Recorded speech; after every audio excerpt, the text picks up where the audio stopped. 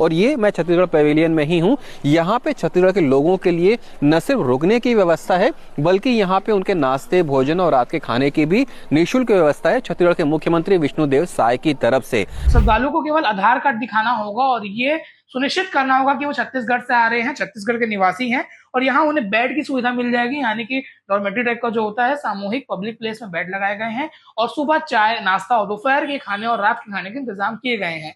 ये लगातार रोटेशन में हो रहे हैं, तो यहाँ पे कब जाएंगे तो आपको खाली बेड मिल ही जाएगा। महाकुंभ 2025 में छत्तीसगढ़ सरकार के सीएम विष्णुदेव साय के निर्देश पर प्रदेशवासियों के लिए विशेष व्यवस्थाएं की गई हैं, जिसमें रुकना खाना फ्री और नोडल अधिकारी की भी नियुक्ति की गई है। छत्तीसगढ़ जनसंपर्क विभाग के सहायक संचालक मनोज सिंह को यह जिम्मेदारी सौंपी गई है।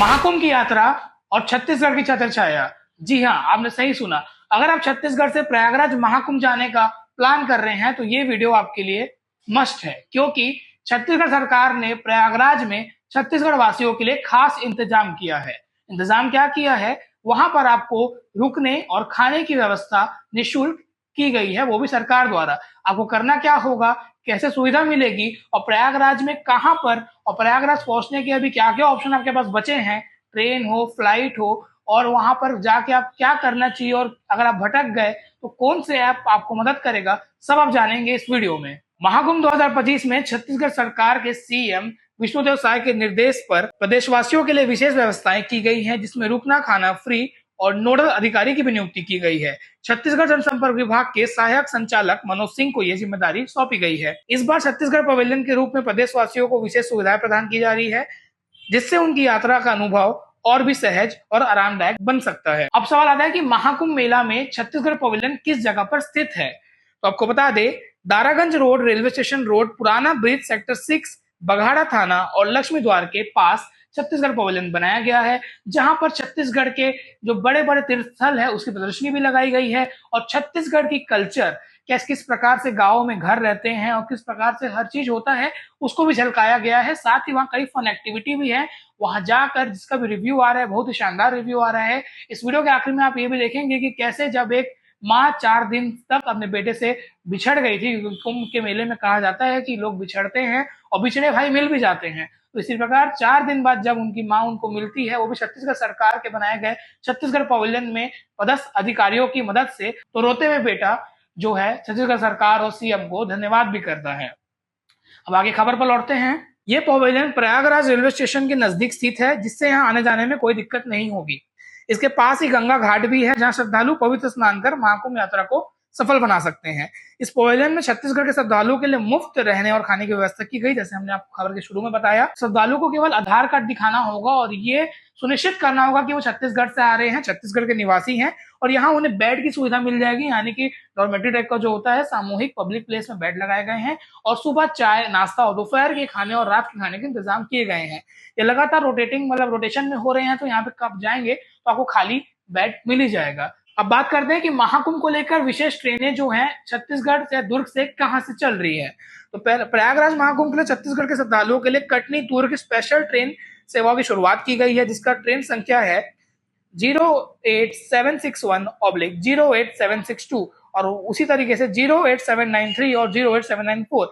ये 4 विशेष रूप से ट्रेन अप और डाउन के लिए बनाए गए हैं, जो डायरेक्ट आपको प्रयागराज पहुंचाएंगे। ये ट्रेन दुर्ग, रायपुर, पेंड्रा रोड, कटनी और अन्य प्रमुख रेलवे स्टेशन में गुजरेंगी।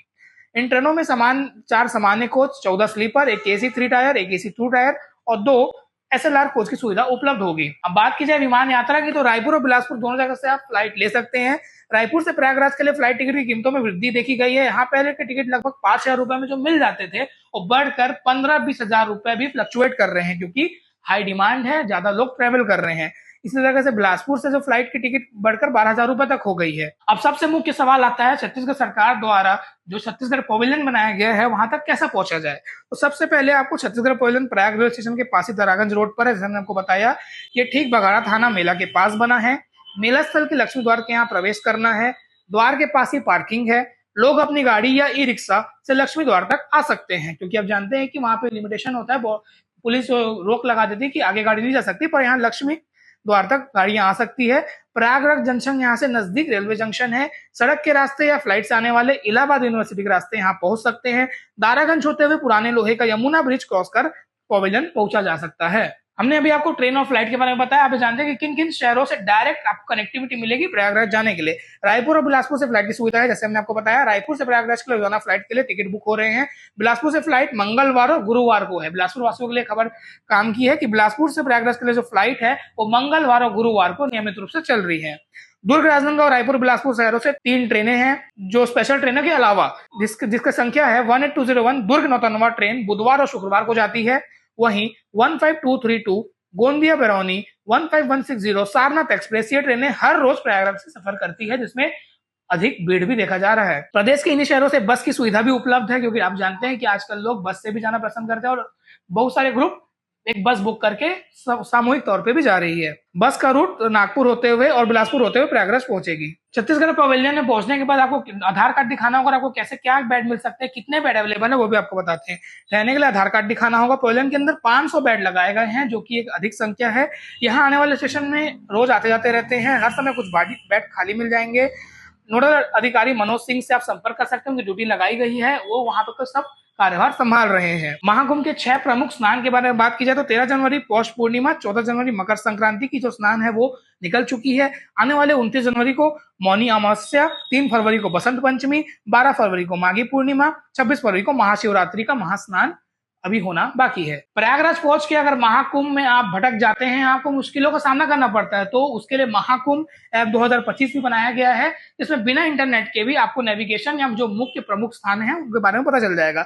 इस बार महाकुंभ मेले में श्रद्धालुओं को आश्रय, मठ और अन्य प्रमुख स्थानों तक पहुंचाने में कोई परेशानी नहीं होगी। गूगल मैप्स और महाकुंभ के अधिकारियों द्वारा ऐप महाकुंभ मेला 2025 के सभी प्रमुख स्थलों के मार्गों की जानकारी उपलब्ध करवाई गई है।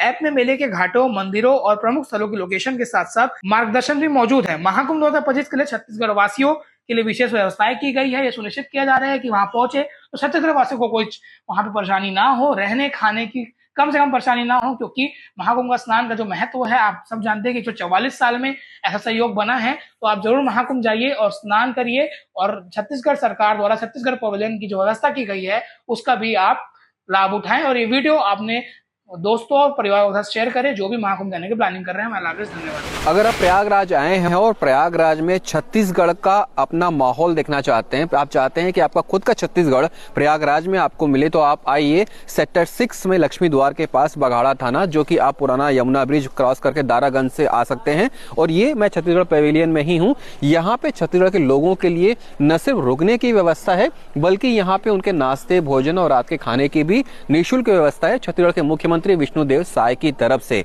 तो यहाँ आने के बाद ऐसा लगेगा कि आप वाकई अपने छत्तीसगढ़ में ही हैं, और ये पूरी व्यवस्था पूरी तरह से निःशुल्क है। यहाँ से गंगा नदी बगल में ही है, जहाँ पे इस महाकुंभ में आप आस्था की डुबकी लगा सकते हैं। तो आइए छत्तीसगढ़ पवेलियन में रुकिए और महाकुंभ में स्नान कीजिए। प्रयागराज में एक छोटा सा छत्तीसगढ़ बसा हुआ है, और मैं इस वक्त उसी प्रयागराज के अंदर वो छोटे से छत्तीसगढ़ में हूँ। मेरे ठीक पीछे आप देख सकते हैं ये छत्तीसगढ़ पवेलियन का द्वार है। राजकीय पशु है वन भैंसा, यानी कि जिसको गौर भी कहते हैं। तो उस गौर के यहाँ पे आप देख सकते हैं गौर मुकुट, जिसे कि हमारे आदिवासी अपने नृत्य में इस्तेमाल करते हैं, उससे इस द्वार को सजाया गया है। और यहाँ पे जब आप प्रवेश करेंगे तो द्वार पे ही जो हमारा ढोकरा शिल्प है छत्तीसगढ़ का, वो भी यहाँ पे द्वार के दोनों ही तरफ स्थित किया गया है, स्थापित किया गया है, ताकि जब लोग यहाँ पे आए, देश विदेश से लोग आ रहे हैं यहाँ पे, जब वहाँ पे इस छत्तीसगढ़ पवेलियन में आए तो उनको छत्तीसगढ़ की संस्कृति की झलक दिखे और वो इस बात से परिचित हो सके कि छत्तीसगढ़ किस तरह से समृद्ध है अपनी संस्कृति के तौर पे।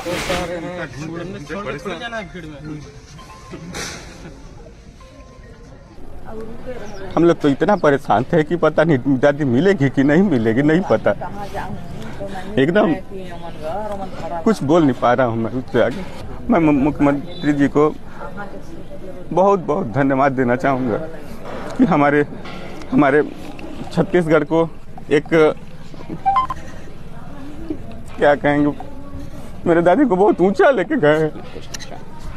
अब वो मिल गई हैं आपके साथ में, है ना? बिल्कुल आप खुश हो जाइए, आप रोने की जरूरत नहीं है। चलिए अब आप खुश हैं, अब आप रोइए मत, अब आप रोइए मत, है ना? सरकार आपकी तरफ से हिम्मत हौसला रखिए, माता जी का अच्छे से ख्याल रखिए। जब कोई परिवार आता है उसके आंसुओं को देखकर दिल पसीज जाता है। हमें खुशी है कि हमने एक माँ को उसके बेटे से, एक दादी को उसके पोते से मिलाने का काम किया है, और लगातार हम इसी तरह से प्रयास करते रहेंगे।